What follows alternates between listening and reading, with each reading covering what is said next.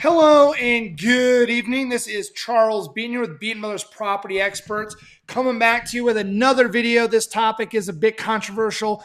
I don't like it because I love Colorado and I can get past all of these points, but these are damn good points I'm going to put out here. The first one, I've actually hit my video, so this should come to no surprise to you guys. Number one, the wind. This is something that nobody talks about, but it's a big freaking deal if you live here every day and you're dealing with it. If you like Christmas ornaments, Halloween ornaments, or any holiday ornaments where they have the blow-up dolls that are shaking in the yard, good luck. That'll be in Kansas in probably a few days. Trampolines. I have seen more trampolines flying through the air than I have ever seen in the movies. And I'll tell you what, unless you're putting 1,000 pounds anchoring these things down, they're going to fly away. People from the Midwest, Texas, Florida are absolutely shocked by our wind here. Now, there is a reason there are tumbleweeds in the Wild West videos because they're freaking everywhere. I have shown homes out on the east side near Callahan, Rush, Rama, Yoder during a windstorm. And I say windstorm, it was a sustained 25-mile-an-hour winds gusting up to 50. There are freaking piles of these things stacked against ditches, fence, barns, any houses out there that are like 2 or 3 stories high. It is hilarious. I remember driving over just piles of them because it is freaking windy here, guys. I'm not going to lie. The trees aren't bending today, but I can tell you that on a weekly occasion, our trash can blows over. It's just, the wind is just nuts here. Does it bother me? Not really. I like it. To me, it's comforting. 2, it keeps the area clean. If there's any trash, it's going to be gone. It'll be in Kansas later, right? Not that we're out here throwing trash and littering, but I can tell you the wind cleans the area up. Eastern, like literally all the way north to south on the east side. Black Forest, Peyton, Falcon, Rama, Rush, Yoder, Ellicott, Callahan. Literally all of those places that are just east because we don't have a whole lot of vegetation here. And you get the Chinook winds coming off the mountains here. The wind is pretty crazy. Just plan for it. For example, if you like to barbecue, smoke meats, or any types of food, good luck. You better build a shelter. And you probably can't see it, and it's probably not appropriate. But anyways, my neighbor literally built an entire enclosure for his smoker and his grill because it is virtually impossible to do that. Because you can't just go on the back side of your house. It's crazy as heck. You have to be protected on all 4 sides, if not all 3 sides, to be able to use a grill out here on a windy day. It's nuts, and it just doesn't stop. It's not like, oh, it's windy today, it's not tomorrow. There is always a constant wind here, but some days, I would say, on average, we're sitting over 40-mile-an-hour gusts, which is not uncommon, but it is very common to have wind speeds sustained at 10 to 20 miles an hour every single day. So be prepared. And that is one of the things that if I had to say that we didn't love about Colorado Springs or that most people complain about, or just Colorado in generals, it's going to be the wind. Thank you very much, Mother Nature. Number 2, this one hits home, and for a dang good reason. It's going to be the dry climate and the altitude. Your boy here never had sleep apnea, and constantly I'm trying to blow my nose while I'm talking at the same time. We go through at least a tissue box every single day in our household, not just me and my kids, my wife, because it is the driest climate ever, not ever, but very close. Average humidity, probably 15%, 20%, sometimes lower if it snows or rains. Sometimes it's in the 30s, 40s, but it is extremely dry here. Now you couple this with the altitude, what do you get? You get nosebleeds, you get dry skin, headaches, dehydration, sleep problems like I talked about earlier. And I think that these things are all super relatable. And one thing you have to really talk about is, depending on your age, I'm not going to be an ageist, but if you're a certain age and you're moving to a state with the lowest altitudes, like 4,300 feet, you should really think about that. Because we are wildly different than Florida. We're not at sea level. As I sit here, we're at 7,400 feet. If I go up the stairs, I've been here for years, I'm still out of breath. So I think I crushed that dry climate, altitude. You guys get the picture. And one last thing on that. This is Colorado Springs. If you drive 20 minutes up to Woodland Park, you're at like 8,500 feet. You want to go to Breck Vale, I mean, you name it, beautiful mountain communities, try 9, 10, 11,000 feet. And if you want to be brave and go skiing and snowboarding, try Lake Feet. It gets high real fast. This beautiful mountain behind me, which you can kind of see a little bit of, America's Mountain, Pikes Peak, 14,115 feet. We stare at it every single day. Number 3, lack of mature trees in newer areas. This gets discussed constantly by our relocators, meaning the people that are moving here, the people that have moved here, and when they're leaving, especially in the Powers Corridor, I-25, Northgate. As you can see, no trees that have been here for probably 150 to 200 years and they're only 20 feet tall. All of these trees were planted 2 to 3 years ago, haven't grown an inch. We just don't have a whole lot of vegetation here. And I can tell you, if you're buying a home that was built 2005 or later, you're not getting a mature neighborhood. Now, there are neighborhoods that you can drive through. You know, the subdivision was built in the 60s, 70s, 80s. They have mature trees. So if that's what you want, maybe focus on those areas. But any newer homes, 0 trees. You have the requirement by the metro districts, which I'll hit in another video, and I've hit in a lot of videos, will require you have to have 2 trees in the front yard, 4 trees in the backyard, blah, blah, blah, blah. Yeah, but these trees take like 80 years to grow an inch. Number 4, traffic is getting worse, and this one really does hit home. Powers Boulevard, the Powers Corridor that runs north and south and on the eastern side of Colorado Springs, aka Powers Parking Lot, I-25, Northgate, construction all over the place. I mentioned earlier in one of my other videos, we have a road. It is the easternmost road in Colorado Springs called Mark Scheffel. That thing's been under construction for like, 7 to 10 years. It is unbelievable. It used to be a dirt road not too long ago, and then it turned into a single lane country road. And now it is turning into like a 4+ lane road with turning lanes and hazard lanes. And, it is unbelievable. It is getting really bad, guys. And why? Because Colorado is so amazing. We get all these people that are moving here. Blame me, the realtor. We sell a lot of homes, but for a dang good reason. The quality of life here is still amazing. But I will tell you, they need to figure it out. I feel like when they built Colorado Springs, it was never supposed to grow bigger than it was 50 years ago.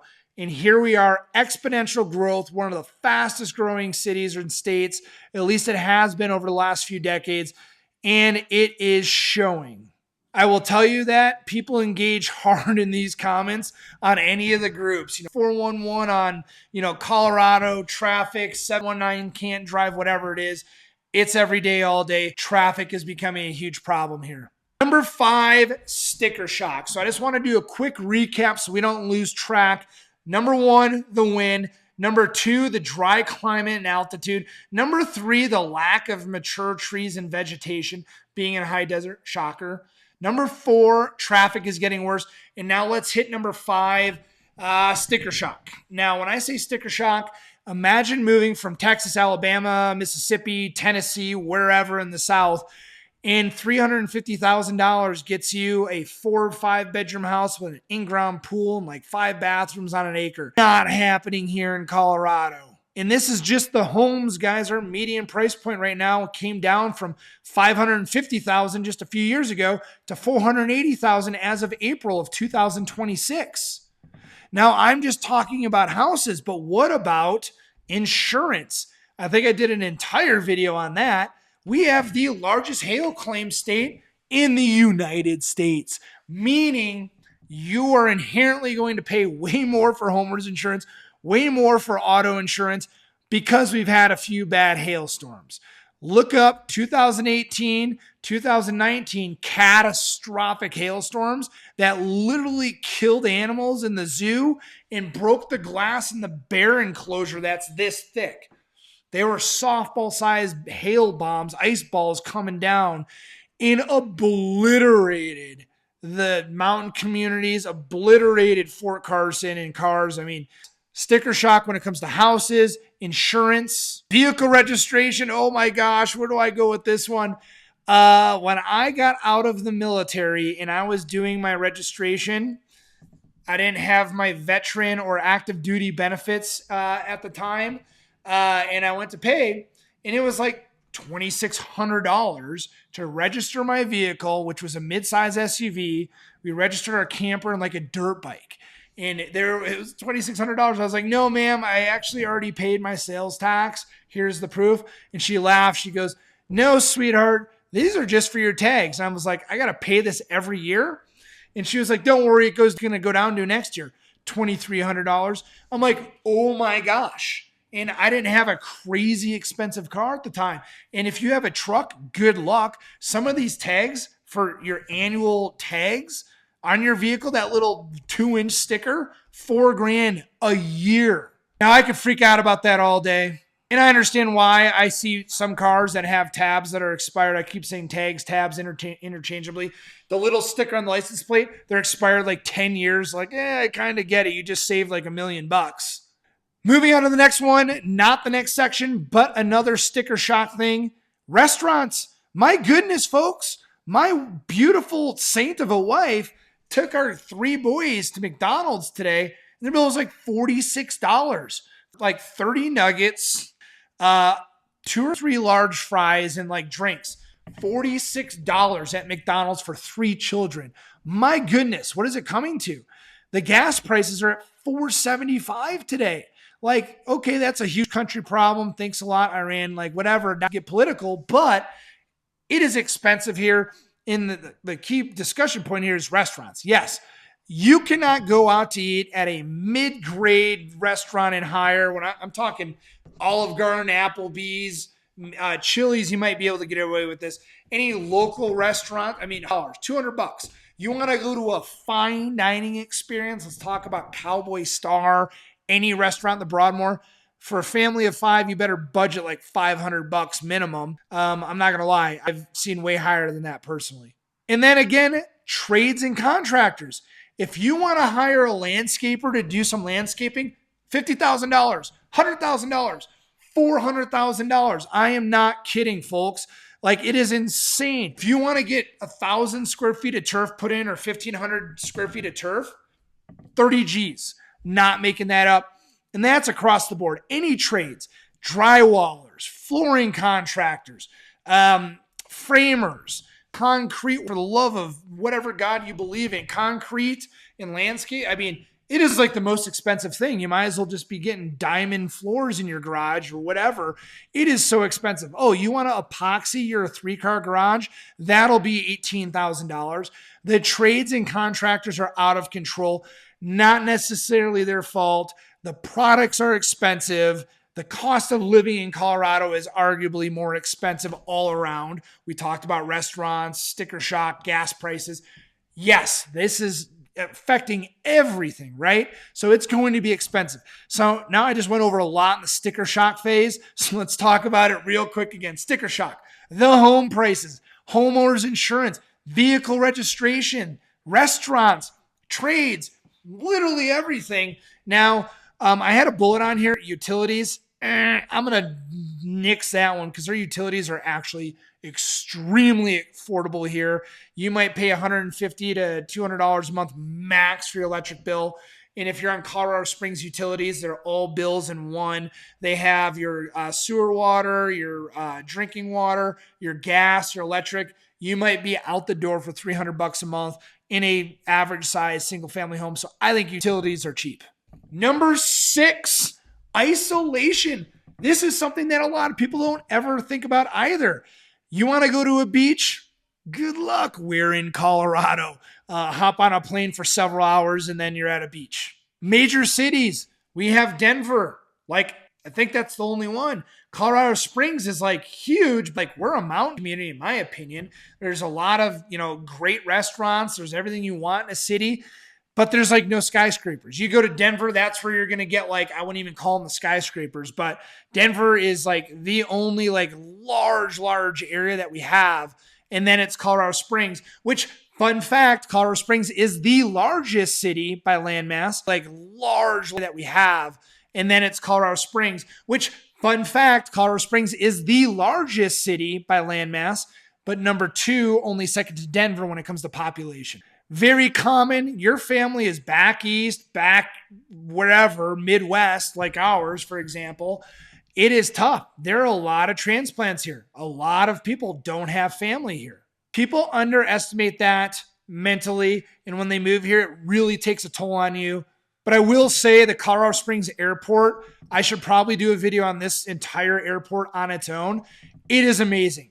I can get there with a hockey bag, 3 hockey sticks, 2 personal bags, 45 minutes before my flight. I'm walking through and getting on the airplane. They've got a lounge there. They've got some restaurants. That airport is saving a lot of our sanity here as Colorado Springians. I just made that up. But it really is, because we can get in and out super, super easy. You drive there, you park for $8 a day or whatever it is, and then boom, you're on an airplane. Now, if you want to go to DIA first, say a few Hail Marys or whatever, religion you believe in, it's like an hour and a half from Colorado Springs. It is pretty much in Kansas.